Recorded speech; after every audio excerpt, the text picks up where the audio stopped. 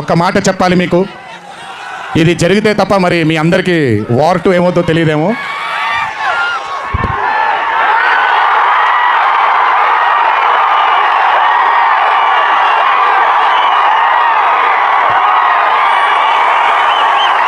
ప్రతిసారి ఒకటెత్తుతాను, ఈసారి 2 ఎత్తాను.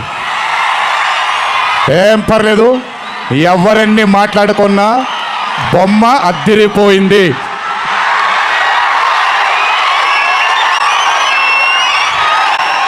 ఎవరెన్ని మాట్లాడుకున్నా బొమ్మ అదిరిపోయింది. పండగ చేసుకోండి, 4 రోజులు మాత్రమే.